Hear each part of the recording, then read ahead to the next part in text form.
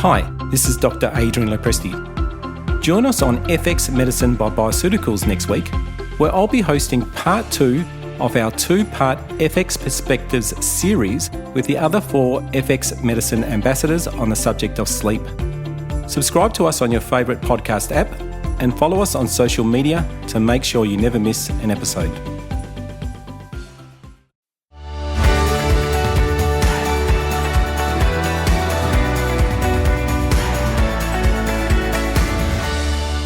Hi, and welcome to FX Medicine, where we bring you the latest in evidence-based integrative, functional, and complementary medicine. I'm Dr. Adrian Lopresti, clinical psychologist, and joining us today is Dr. Nicholas Kardaras, Ivy League educated psychologist, internationally renowned speaker, and one of the USA's foremost addiction experts. Hi, Nicholas. Thanks for joining us on the line today. Oh, thank you for having me on the show. It's my pleasure. I wanted to talk to you particularly about your interest in screen use and the dangers of internet use, and you've written a fascinating book on the dangers of excess gaming and screen use called Glow Kids. So can you tell us a bit about how you became interested in gaming addiction and the dangers of excess screen time? Yeah, I was working as a psychologist, as a clinician with young people, with adolescents and young adults. And my primary focus had been mental health and substance addiction. That was what my training had been in. And I was also teaching at a university and doing a lot of work at secondary schools at that point. This was about 12, 13 years ago. And being trained and tuned into diagnosing the clinical aspects of substance addiction, I started noticing some of the similar behaviors with young people and their devices. If you went through the DSM or the ICD diagnostic criteria for substance addiction, it was almost matching exactly what I was seeing with some of these 14, 17, 18-year-olds. And my real aha moment happened, and I write about this in Glow Kids, when I had a young man that was sent into my office about 11, 12 years ago. Who he was, where he was blinking rather, his eyes were wide and was blinking rather intensely. And I kept asking him if he knew where he was, if he knew, just to give him a sense of bearing and orientation. And after a couple of minutes of sort of looking around my room and trying to get his bearings, he asked me if we were still in the game. And I said, no, we're not in the game anymore. And I would find out later that he had been playing World of Warcraft for 10 to 12 hours a night for multiple weeks, and it was the intersection of sleep deprivation and multiple hour jags of gaming had led to what we might call video game psychosis, where he didn't know where the game ended and where reality began. He was essentially in the matrix, and that was eye-opening and shocking for me, because I was used to seeing substance-induced psychosis with psychoactive and things like crystal meth and cocaine, but I'd never seen reality blurred by gaming or by digital experience. And that was my first time experiencing that, but not my last. And that was sort of the beginning where I started saying, this is something new and different that's happening here. And I don't think we're all fully aware of what some of these clinical potentials might be. So that was really how I first sort of fell into this. Wow. So this is psychosis induced by excess screen time, excess gaming. Yeah, there are a couple of British psychologists that have come to call it game transfer phenomenon, GTP. And game transfer phenomenon is where visual or auditory aspects of the game will transfer into waking awareness. Essentially you'll have, a gamer will hear or see the game. The game will have visual auditory intrusions into their waking reality. And most gamers experience brief moments of that. They might hear a little gunfire or some aspect of the game intrudes into their awareness, but they're aware that it's a shadow aspect. This young man was fully, we would call it a video game-induced psychosis. The problem was it's not genuine psychosis. If he would have gotten some sleep and unplugged for a couple of days, he would have been fine. But he instead went to a psychiatric hospital and they put him on antipsychotics, and they held him there for 3 weeks, and they didn't treat him in retrospect in what would have been the best way to treat him, because it wasn't genuine psychosis. It was sort of a transitory gaming-induced psychosis. So when it comes to excess screen time and internet addiction and gaming, how bad is the problem? Well, I think it's the addiction of our times, because I think the ubiquity of it, I think we're all swimming in it. So, and I think the larger question that I've come to understand over the last 5 years since I wrote Glow Kids, and I'm working on sort of the follow-up book now, which takes a little bit of a wider societal lens at the issue. The uphill climb I had to fight 5 years ago was to get tech addiction or screen addiction accepted as a real clinical disorder.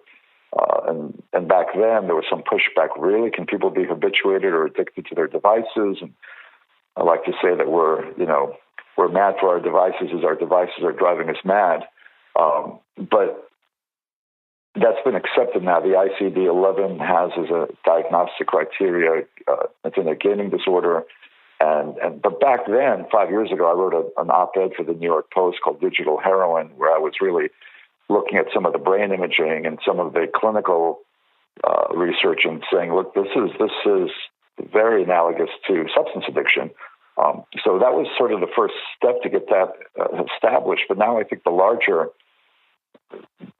picture of it, in terms of how much we're all swimming in this, is what is our intersection as a species? What is our intersection as human beings with this highly technological way that we're living? What is the mental health impact of that? And I think it's a bit like the frog in the water that's getting warmer, doesn't realize that the water's reaching a boil until it gets boiled alive. I think we've all been gradually swimming in a very unnatural way of living. We weren't meant to be sedentary, screen staring, overworked, overstressed, sleep deprived, meaning deprived, isolated beings. And so I think when you look at our record rates of depression, our record rates of suicide, our record rates of anxiety, our record rates of ADHD, our record rates of drug overdoses, I think there's a through line there. I think they're all connected, because I think we're on psychiatric fire, and I think the way that we're living is antithetical to our human genetics. We weren't meant to be like that. We needed face-to-face community. We needed to be more physically active. We need to be more purpose-driven, and I think the digital landscape has robbed us of all those things. And now with COVID was just kerosene on an already burning fire. So it's really, I think, the main driver of what I would call our mental health crisis.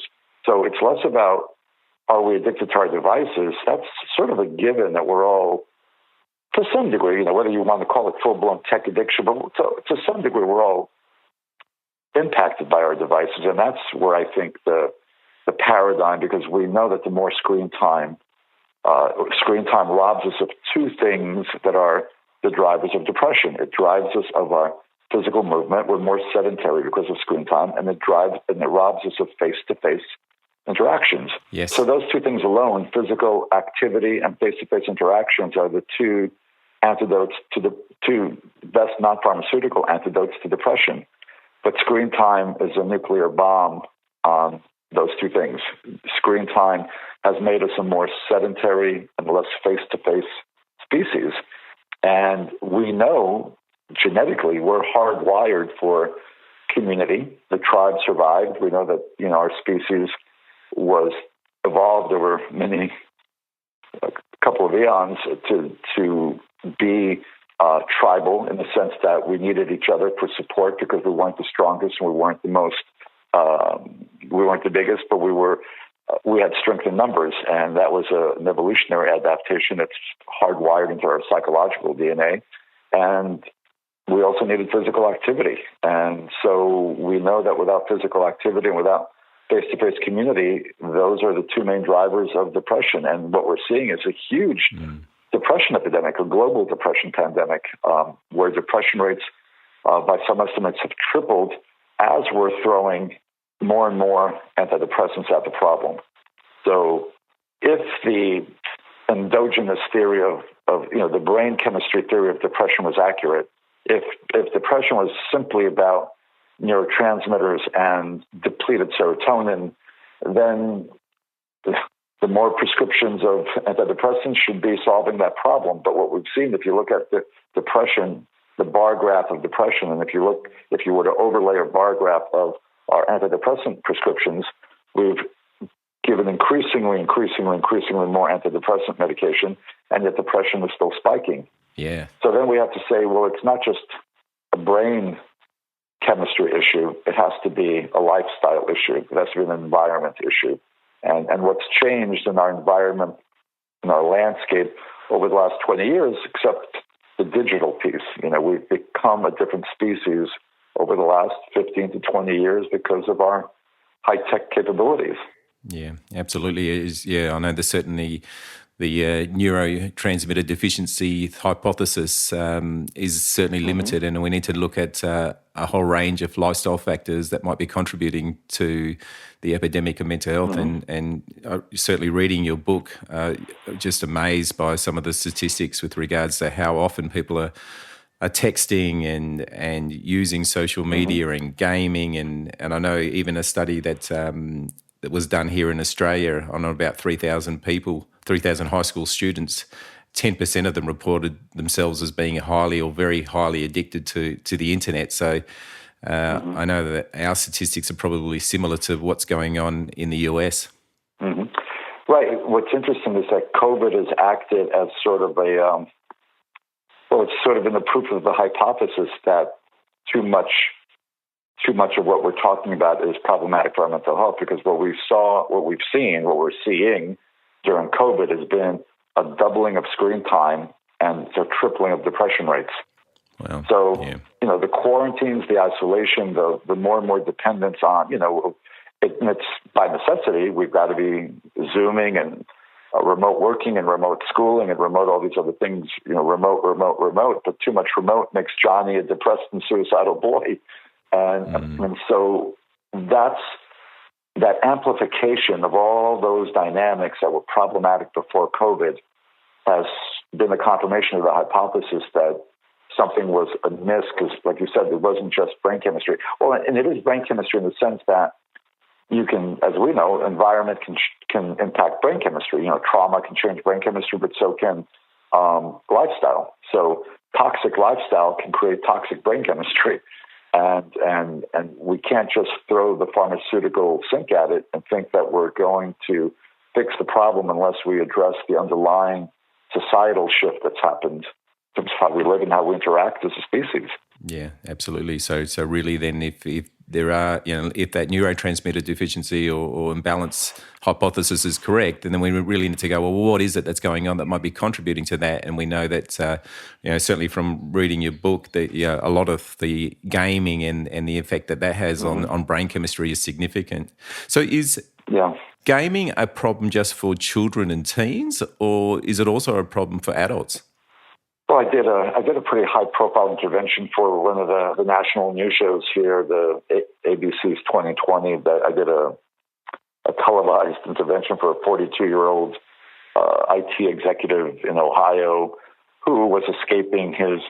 This was a man who had 4 children and an attorney as a wife, and he would come home from work and he would just go down to the man cave and escape his reality. I think at the end of the day, those of us that work with addiction, we know that a lot of addiction is about escaping, right? It's the great escape, the great escape artists, the Houdinis of the mental health world. And so, whether you're escaping emotional pain or you're escaping or an existential crisis or you're escaping a relationship that you feel trapped in, and that's the other word that we use a lot with addiction, right? It's if you feel trapped. There was the famous research by the Canadian professor Bruce Alexander that did Rat Park. He did the. I don't know if you're familiar, but it was great research where, back in the 50s, they did addiction research where they would put the rat alone in a Skinner cage, and the rat had the opportunity to hit the lever, and one lever would get the rat morphine water, and the other lever would give the rat food, and invariably the rat alone in the Skinner cage would hit the lever for morphine water to the point of overdose. And so the conclusions by the clinical society back then, or the clinical community back then was, okay, that this speaks to it was a sort of a substance-based perspective on addiction, that, okay, addiction's all about how addicting the substances are. Here, look at these rats. These rats would rather get high than eat, to the point of self-destruction. And Bruce Alexander came along and said, well, no, I don't know if that's an experiment about that, or rather, is it an experiment about isolation? Yes. And maybe if these rats were in community, maybe if they weren't isolated, maybe the morphine water would be less attractive to them. And so that's when he did his famous rat park experiment, where he created a rat playland of rats that were in community. They were able to play with one another, and they had wheels that they could frolic in, and they could have sex with one another, and they had access to morphine water. And the rats that were in community and had more connection, there were no rates of morphine water abuse or overdose. And it was simply by changing their environment into a healthier, less toxic environment, you eliminated the addiction problem, even though they had the same access to the morphine water. And I think that's sort of where we're at right now. I think we're sort of in, to some degree, very toxic lifestyles. Again, overworked, overstressed. We're never really unplugged. Those of us that have careers and work, we thought, 20 years ago, everybody thought having emails would be a wonderful thing, and smartphones that could keep us perpetually plugged in. But now nobody ever really can unplug and really sort of compartmentalize and have purely restorative recreational time, because to some degree we're all tethered to we're all sort of on high alert, and with that does to our adrenal system. So we've created this sort of toxic environment, and like any other addiction that's about escapism, those of us, and especially young people, because I work a lot with young people who are feeling trapped and disempowered and stuck in realities that they can't handle. Mm. Well, there's a much more available alternative to escape than drugs and alcohol, because to be a drug addict takes some effort. You've got to find a drug dealer, and you've got to go purchase, whatever your drug of choice is. But the ubiquity of digital makes it a push-button escape. So, I talk about gaming escapism. So, like that executive that I did the intervention on, he couldn't stand the reality, the pressure of being married with 4 children, and he hated his job, and he was an office worker slaving away in a cubicle. So he would go home and he would play Grand Theft Auto, and he was a wannabe gangster in the fantasy world of an avatar that he lived a vicarious life through. And that worked better for him than drinking a fifth of vodka every night. Yeah, so we really need to then, rather than just look at the addiction, we need to also look at what's going on in that person's life that might be contributing to that addiction. And obviously, as you mentioned, escapism is one of those things that could be occurring for them. Sure. And it sounds like, the problem is that it's widely available. It's something that we can just go into we don't even need to leave the room, do we? You can just use our phones to go on a screen, and it's freely available, and 24 hours, 7 days a week. So it's readily available for adults in terms of, push-button escapism. But the problem for children developmentally that I write about in Glow Kids quite a bit is that instant gratification aspect of it really, really primes the pump for impulsivity. And it really, the interesting part is neurophysiologically, they've looked at this, and Dr. Christakis, who does a lot of the ADHD research here with screens in the United States and the University of Washington, he's looked at a lot of this. So not only is it readily available, but if you're a child who hasn't really developed your prefrontal cortex and your executive functioning and your impulse control, and we know that the things that nurture that the most are delayed gratification, the old marshmallow test, 1 marshmallow today, but if I don't have it today, I'll have 2 tomorrow. Yes. If I can cultivate the skills of patience and delayed gratification, those bode well for long-term outcomes of children and as young adults. But push-button instant gratification now is priming the pump towards impulsivity. And what they were finding on the brain imaging research is the part of the brain devoted to that, in the same way that it atrophies, in the same way that it gets compromised in substance addiction, is happening with screen time. I think that was the biggest shock for a lot of people, because I think they were able to conceptualize that substances you ingest something, and that can change your physiology and neurophysiology.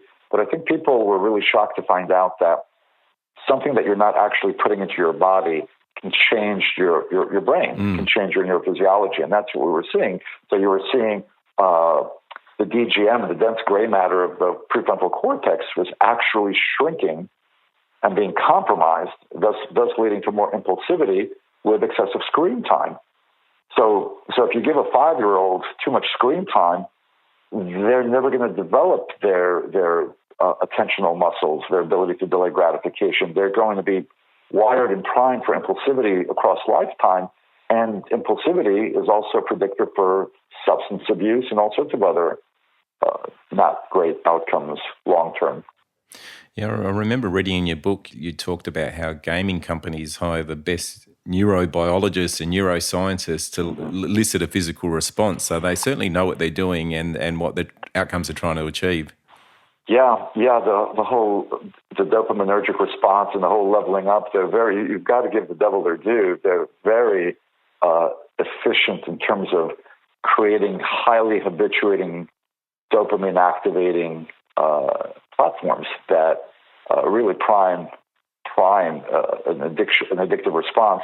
And, it's interesting how, I don't know if it's made the news yet there in Australia, but it was big news here about a week ago. And it was in our local 60 Minutes about, the Facebook whistleblower and how some of the big tech companies, they knew, the story was that with Instagram, that they had their own internal clinical research showing that excessive engagement with Instagram was increasing suicide rates, 13% higher suicide rates amongst teenage girls, the more that they were on Instagram. They know not only was the blueprint for big tech and some of these gaming companies habituation, because that drives engagement and drives sales and profitability, but I think the really shocking part that I think a lot of people found offensive was, okay, so we get it. A lot of toy manufacturers and food manufacturers, they try to sell their product. They use marketing techniques, but now they knew from their own internal emails that their marketing strategies and their habit forming strategies were leading to psychological harm. And they ignored the data. They ignored by their own internal emails. Let's change the algorithm, because the algorithm, at least with Instagram, was about created self-loathing, created negative self-concept, and they refused. Well, it was almost collateral damage. We're going to accept that some young girls are going to commit suicide, but if we change the algorithm to make it, because we know that the lizard brain is going to respond to things like hate and self-loathing and adrenaline in gaming. Mm-hmm. So it's all about activating the lizard brain, whether it's adrenaline or self-loathing, as I said, and similarly to the tobacco industry. And here at in the congressional hearings that big tech was in front of, they called it the big tobacco moment, because similarly here in the tobacco industry, there was an understanding when big tobacco in the 1970s went under the magnifying glass, that they knew that their product was a carcinogen, and they sold it to children anyway, and they marketed it to children with Joe Camel and techniques anyway. Yes. It'd be one thing if they didn't realize that. I didn't realize that my product is harmful, and I'm just doing my best to sell a product. I sell, encyclopedias door to door. I didn't know that they were harmful, but here you have email trails that are documenting that they know that they're by design addicting platforms are harmful, and they're ignoring that, and they're saying, so what? And that's the part that I think is sort of eye-opening for a lot of people right now, that they want to have some accountability for that. Yeah, absolutely. Obviously they're in the business of selling, and they have great scientists who know what they're doing to be able to make us more addicted. I know that you use the term, it's like an electronic cocaine, and I know that one study you mentioned that video games can increase dopamine as much as sex, and this was I think it was a 1998 game or something. Yeah. Well, it was a 1998 study by Dr. Cope in Nature magazine, and so they were looking at different substances and experiences and how much they raised dopamine levels in that 1998 study, where they used a 1998 game, which wasn't quite, Pong, but it wasn't the highly arousing dopamine activating games of today, like Grand Theft Auto or some of the other more intense games. Right, it was as dopaminergic as sex, 100% dopamine activating. So food was raising dopamine 50%, but sex and video games were raising dopamine 100%. And the difference when I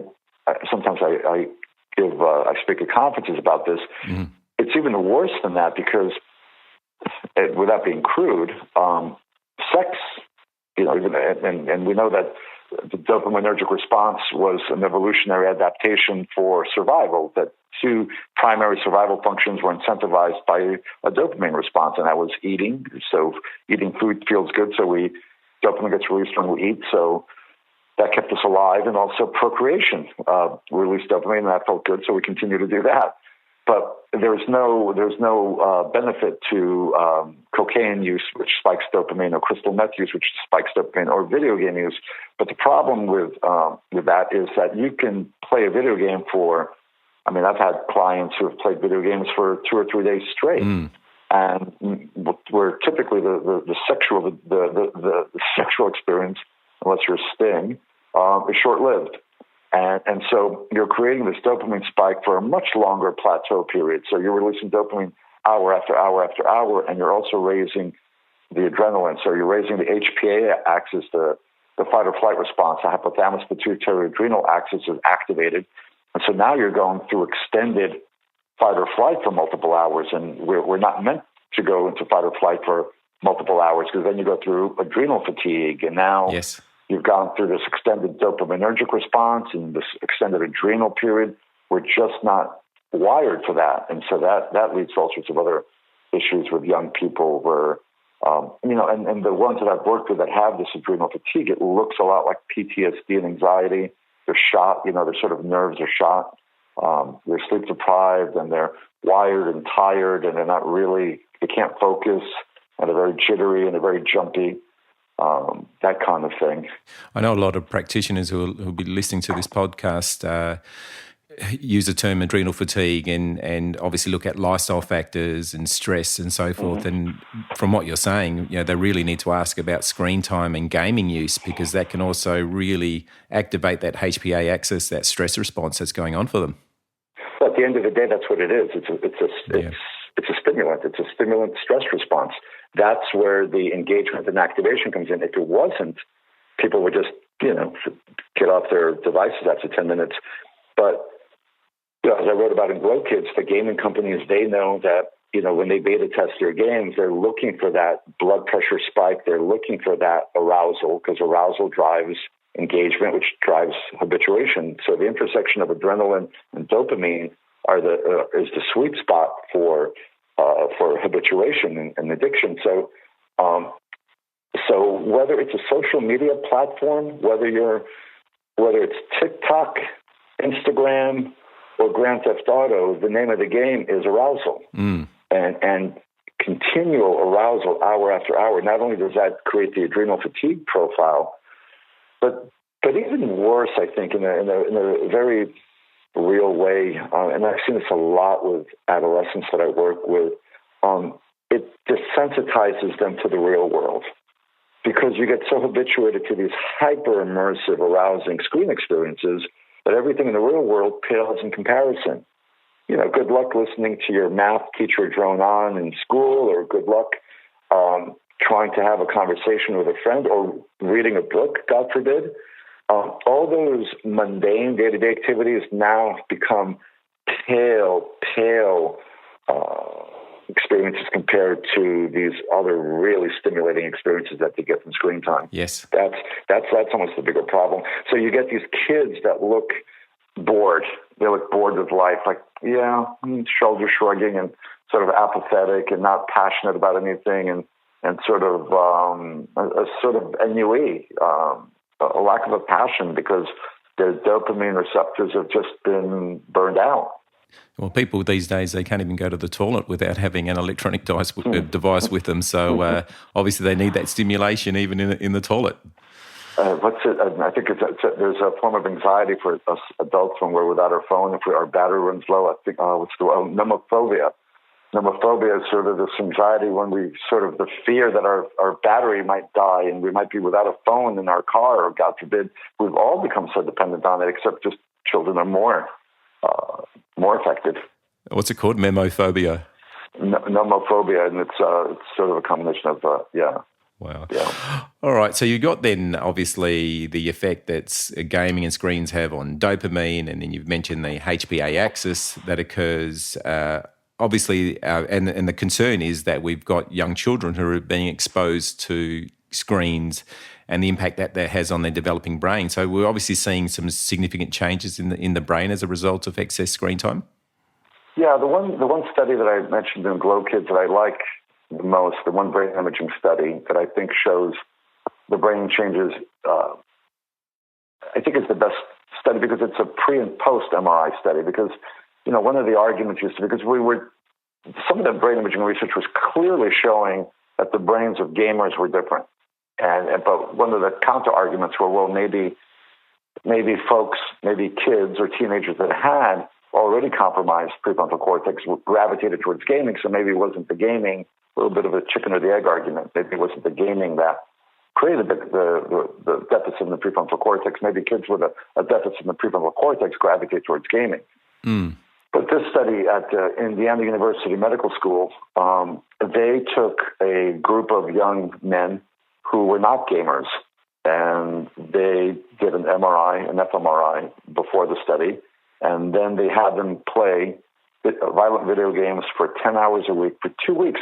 And by the way, 10 hours a week is a walk in the park for most gamers. A lot of the gamers that I've worked with, 10 hours is a night's play. But anyway, they made them play for 10 hours a week for 2 weeks, and then they took an MRI scan at the end of the 2 weeks, and you saw a significant impact on their prefrontal lobe, on the prefrontal cortex. You saw less activation, especially in the part of the brain related to impulsivity and aggression. And so that was just after 2 weeks. Mm. Now, the bigger question is, well, is that permanent? Is there neuroplasticity? So will that, correct itself if a person stops ingesting that? And they did another follow-up fMRI on those same people in that study a few weeks later, and the ones who had stopped gaming, they did see a reversal of some of those effects. So I do think the hope is that some of these effects, because of the powerful aspect of neuroplasticity, can be reversible, but the impacts that are developmental, I don't see as being reversible. We know that ADHD types of developmental stages, if you're adversely impacting infants and children when they're 3, 4, 5, 6, 7 years old, that's the most impressionable time of development for a child's brain. If you're adversely doing things there, and the one study that was just most recently in New England Journal of Medicine, and it looked at infants that were 2 years old in screen time, and looked at cognitive deficits that were happening with over an hour of screen time as opposed to no screen time. Yes. So we're changing the brains of our children. The big question is, how permanent will some of this be, and how long term, and what will it look like 10, 20 years down the road when some of these kids grow up? And we're beginning to see that now, because we are seeing, we're seeing the graduating class from 15 years ago stretching to young adulthood today, and I think we are seeing some of those psychiatric red flags. Yeah, and we're obviously, as time goes on, we'll be able to see that longitudinal data where, what happens when young children are exposed to screens, and what happens when they're adults, or even, the concern is, what happens in terms of increasing their susceptibility to cognitive decline and Alzheimer's disease. And have you seen any research about that yet? Or? Well, yeah, there's a lot of research that looked at the myelination and the white matter, so the myelin sheath, and so there was a UCLA researcher, Dr. Bartzokas, that did all the myelin myelination research with substance addiction, and he died 4 or 5 years ago. But he showed that chronic substance abusers had white matter or myelin sheath abnormalities that really mirrored dementia, Alzheimer's. It was the myelin sheath as a white lipid insulation of the axon cable. It looks like the insulation cable. It started showing porous, brittle, compromised, like a Swiss cheese effect, and that was from drug use. Now, they did similar studies that Bartokas had done with substances with screen time, and they found the same effect. The myelin sheath is extremely fragile, and excessive screen time was compromising the myelin sheath in the same way that substance abuse was, which was doing it in the same way that Alzheimer's and dementia does. It was, and if you have a brittle or compromised myelin sheath, the rapidity, how optimally your brain functions, is a byproduct of how robust your myelin sheath is. And now substance abuse and screen time is, and as we know, certain dietary things can really compromise your myelin sheath. We know that certain foods and prions and some of meats and can create some of these issues. So yeah, we're going to be seeing more and more of these issues, I think, as we move forward down the road, and they continue to unfold in a very problematic way. So when we're doing our assessment these days, we really need to ask about a history of computer use, gaming, screen time, when it began, how often it began, how often children were exposed to it, and really using that information as part of our assessment, because it's obviously, from what you're saying, it has a significant effect on our neurology and our biology. I absolutely. We're doing it here more and more in the United States, where part of the biopsychosocial assessment has to include a piece about a screen time assessment. How much time is your child, teenager, young adult on the screen? What type of screen usage? Because it also impacts their sleep patterns, right? So we know.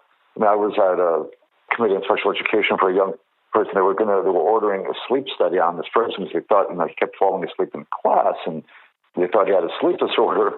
And the simple question that was asked at the meeting of the parents were, what are his digital habits?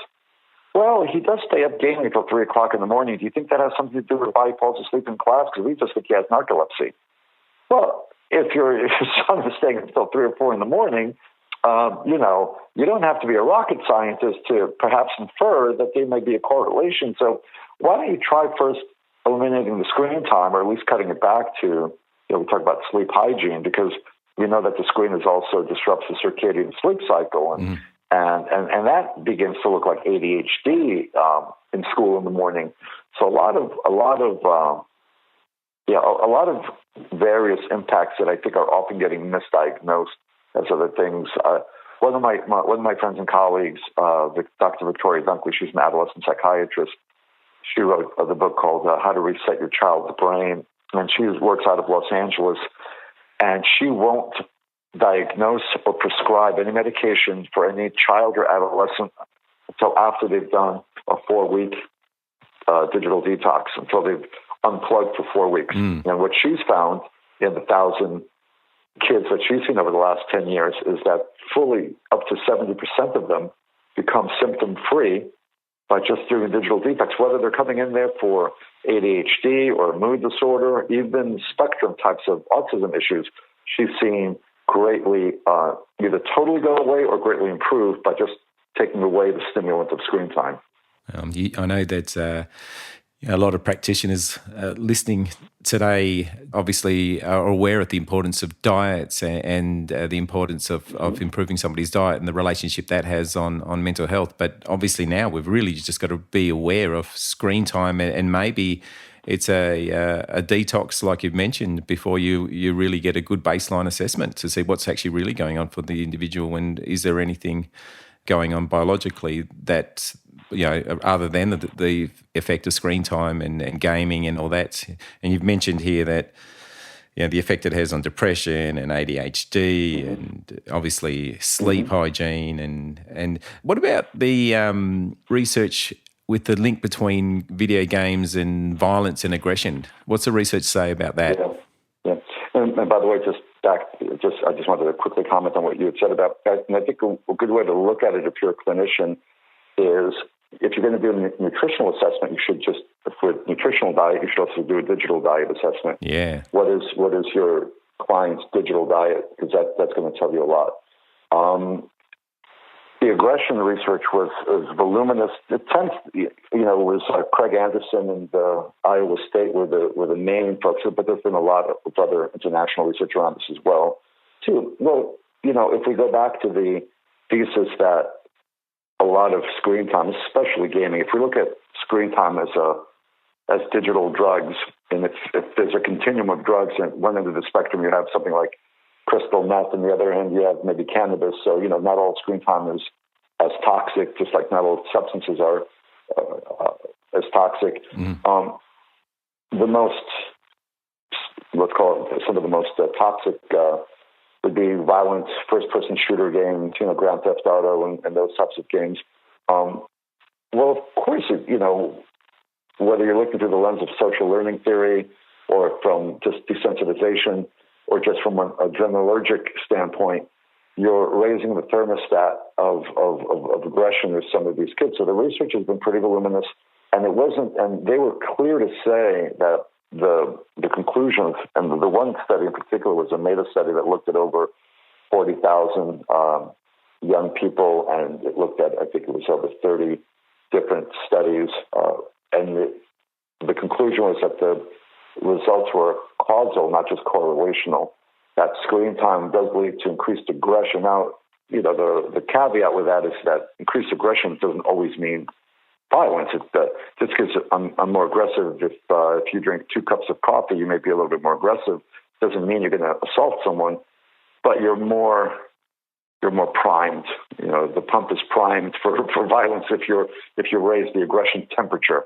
And so there's been quite a bit of research that shows even they've manipulated the screen experiences with things like playing the same video game. One has blood, the other doesn't have blood. One has sound, the other one doesn't have sound. Adding violent sound effects, people screaming, things like that, and they all have an impact. So the more immersive and the more realistic the violence, the more impactful it is on shaping aggression.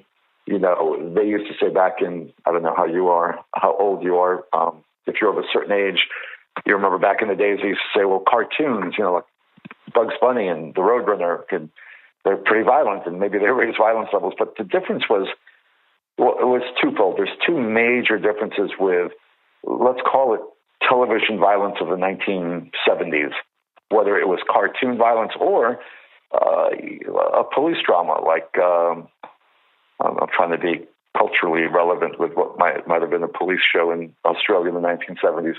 But let's call it, I'm thinking about Starsky and Hutch or any kind of police show here. The violence was non-realistic, right? You shot somebody on television, there was no blood, it was pop, pop, bang, bang.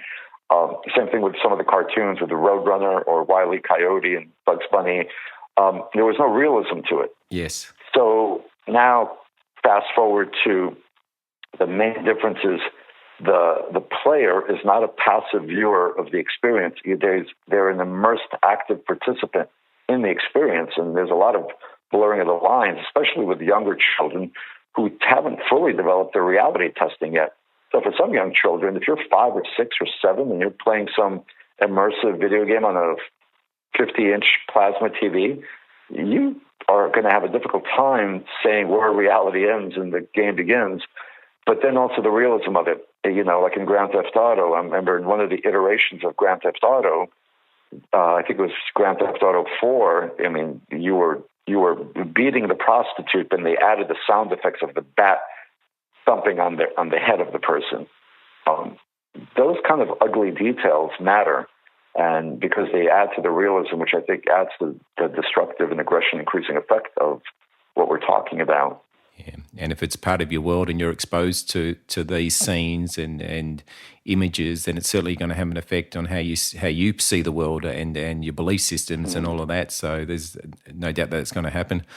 I also I wrote down here a interesting study that you mentioned in your book. Children was exposed to a Call of Duty game, and then they were required to season food with hot chili sauce for a taste tester who couldn't stand hot chili sauce. And And those who just played Call of Duty added significantly more chili sauce than those who didn't. So even I remember that Saturday, I had a good laugh. I thought, it's amazing. Wow.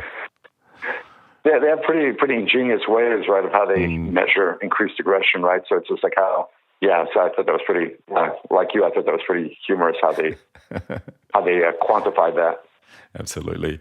So we've got then obviously the links with the impact it has on our biology. It seems as though there's strong evidence to indicate that it increases, and it's obviously a bi-directional relationship, but it certainly increases the risk of depression and ADHD and other mental health disorders. You've mentioned the effect it has on our sleep, and obviously it's going to, and our social connections, and obviously it's also going to affect our, what we eat and our diets and things like that too, isn't it? Mm-hmm. Yeah, it's the stereotype of the gamer is, they're just surviving on energy drinks, toxic energy drinks, and they're not notorious for their balanced vegetable-laden diets. They're notorious for their high sugar, high octane diets, so they could stay up longer. Because again, we have to always remind ourselves at the end of the day, these are stimulants, and to be a successful gamer, and so many of these young kids, I can't believe it's the fastest growing quote unquote sport, and it nauseates me that esports or gaming is not considered a sport. And that esports are the fastest growing both participant and entertainment sport in the world. But these athletes who are training, and then again, excuse me if I vomit, but these quasi-athletes who are training for their esports, their training requires energy drinks, Red Bull, and sugar to stay awake for multiple hours and days. So yeah, they're not really. So typically, and I run one of the few clinics in the United States that has an expertise in, we have a track for treating gamers and tech addiction. So in the last 2 years, we've been residentially treating young, 17 to 25, 30-year-old gamers for the last 2 years in an 8-week residential program. And the vast majority of them are coming in, well, it's one of two things, right? They're either malnourished, they're coming in underweight, malnourished with the worst dietary habits, the worst hygiene, and terrible sleep habits, or they're coming in significantly overweight and obese, and but they're typically not coming in healthy, physically exercising and getting good restorative sleep. It's one extreme or the other of underweight or overweight. Sounds very much like your addictions to your illicit substances, doesn't it? They're presenting very similar in similar ways. Mm-hmm. So if practitioners seeing somebody with who's they're concerned they're excessively playing games or using social media, can you just give some briefly just some recommendations that they can do in terms of how they can treat such an individual? Yeah, it's interesting because the long-term process really mirrors treating an eating disorder, because if you're treating a substance addiction, abstinence tends to be the goal, and so you could live a very happy and fulfilling life without drugs and alcohol. So abstinence can be a treatment goal for that. But you really can't be digitally abstinent in 21st century society today. So first you have to assess the severity of the problem. If a person is, let's call it tech overuse, and they haven't crossed that fine line into what we might call addiction, because I've worked with some clients who were entirely dysfunctional. They couldn't function. They couldn't entirely dysfunctional, and they needed residential treatment. And there was no way that they were going to see a therapist once a week and change the course of the trajectory of their lives. That might be a minority of the cases, but so let's call it the vast majority are maybe some degree of excessive use. So ideally what you would do is you would begin to identify what the problematic digital usage is, and we start talking about identifying digital vegetables versus digital candy. Researching, if you're a student and you're researching a paper for school, that's a healthy use of technology. But if you're just mindlessly gaming or doing some other kind of activity that has no conceivable benefit to your life, and that's digital candy. So you would start sort of creating a diet plan that cuts down the candy and increases the healthy usage. So the goal being towards mindful digital usage and mindful and balanced digital usage. And if you could do that in a therapy once a week setting or in an outpatient setting, then wonderful. If a person could be given sort of some tools to do that, and a very helpful tool to do that is for the client, and I do this myself for I think it's healthy for all of us to do this, is to do a once a week digital fast where one day a week you're just off of your devices entirely. And whether this is a family, whether this is a child, whether this is a college student, I find it extremely helpful in my own life. The one day a week, it's just, you're going to be present. You're going to be not on a TV, not a smartphone. You're just going to be fully present. And that really helps recalibrate your adrenal system in kind of a nice way. Yes. So things like that, of course, nature is a big part of it. Antidotes to some immersive screen time, so encouraging people to participate in some of those types of activities, reclaiming some hobbies. A lot of the screen folks that I work with used to have pretty full and robust hobby lives or recreational lives where they used to play sports or other activities. And if the screen time takes over, you see that all those things go by the wayside. So encouraging them to start playing the piano again, or playing soccer again, or playing, reconnecting with things that used to have more balance in their lives. Where can practitioners find more information about gaming and excess screen time so that they can improve their own clinical skills in being able to treat this problem? Yeah, there's a training that we do here in the United States I'm involved in. It's the National Institute of Digital Health and Wellness, the NIDHW, and we do, it's a one-day, 6-hour certification course. It's for clinicians and educators to be able to identify and work with technology issues, tech overuse, and that's through an organization called PESI, P-E-S-I. They offer the training like 3-4 times a year. In fact, our next training, I believe, that I'm doing is in January. My book is out there. I do highly recommend Victoria Dunkley's book. That's she walks through a little bit more about how to do the digital detox, the digital fast with children. She gives a little bit more of a prescriptive step-by-step piece about that. And again, her book is How to Reset Your Child's Brain, and it's Dr. Victoria Dunkley, Dunkley. And it's growing. I mean, there's a growing awareness that this is a problem. I was going to say, when working with young people, at the end of the day, it's also finding out, kind of like with an eating disorder, helping them find a strong sense of self, a strong core identity, because that is where a lot of the sort of the social media, shaping young female sense of body image and sort of the mean girl thing, and also with young boys escaping in gaming avatars, they don't love who they are, and they're escaping into these fantasy realms. So part of the therapeutic clinical work is helping them get to a place where they accept and like themselves and don't need to live in the fantasy world, essentially. Yeah, so it's not just about looking at strategies to reduce screen time or gaming use, but also looking at the wider picture and what's going on for them, or how do they see themselves, how do they see the world, and so forth.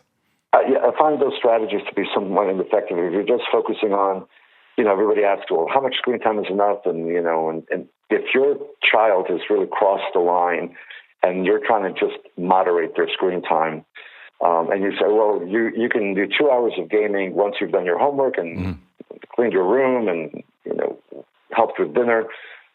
The child, if they're still addicted to gaming and gaming is still the carrot that they're going to receive, everything else gets rushed through and it's not done mindfully. Everything else is sort of just bulldozed. And so until a young person can sort of recalibrate themselves and like you said, address the bigger picture, sort of moderating screen time is changing seats on the Titanic. It's not ultimately that effective at the end of the day. Now, you've also got a book that you're finishing up and publishing sometime soon? Yeah, it's same publisher, St. Martin's Press, and I'm finishing it up this evening and this week. It's Digital Madness, and it's really looking at sort of a 30,000-foot view of sociopolitical aspects of how technology is not only driving our mental health pandemic, but big tech's role in some of these things. One of the things that I'm looking at now that I didn't touch upon in Glow Kids, it's become more apparent to me since then, is our polarized society, our polarized politics, our polarized and reactive young people. And what my hypothesis is in this book is that social media and our immersion, now that social media has swallowed up the globe, it's shaping the architecture of our brains and how we process information into very binary thinkers. Once upon a time, when you went to university, you were able to have debates and conversations with people on other sides of any ideological divide. And there was a much more appreciation of nuance. And in the clinics that I own and run here in the United States, I've been seeing a spiking rate of personality disorders, specifically borderline personality disorder. And one of the main diagnostic features of borderline personality disorder is black and white thinking. There's no nuance, there's no shades of gray, and it's a high reactivity. And if you look at the social landscape, it looks like almost a society has gone through a societal version of BPD, borderline personality disorder. And I think that's being driven and fueled by algorithm-fueled, polarizing social media. And I really do believe that it's shaping the way that people are processing information, especially young people, into polarity buckets. And so we know, that if you watch something on YouTube or any social media platform, the algorithm interprets what it thinks you want to see and then feeds it back to you. It's like an echo chamber of increasing intensity because that drives engagement. Yes. So in effect, what you have is algorithms that are fueling polarity, which are then increasing the experience polarity, the person's polarity in the way that they process information moving forward. So now things are black or white, love or hate, all or nothing, in these extreme types of ways that I'd never seen before. And I do think that that's at the feet of social media. All right. Well, Nicholas, thank you so much for spending time with us today, and thank you for all the great work you're doing in the area. I think it's something that we all need to be aware of for both ourselves and our patients. And I think you've given some really useful insights for practitioners to really consider when they're working with people with excessively using screens, and obviously just making sure that we do a good assessment and ask about what's going on for them. So, absolutely, thank you very much for spending time with us today. Oh, thank you for having me on the show. It's been my pleasure. Well, thanks everyone for listening today, and don't forget that you can find all the show notes, transcripts and other resources from today's episode on the FX Medicine website. I'm Dr. Adrian Lopresti, and thanks for joining us.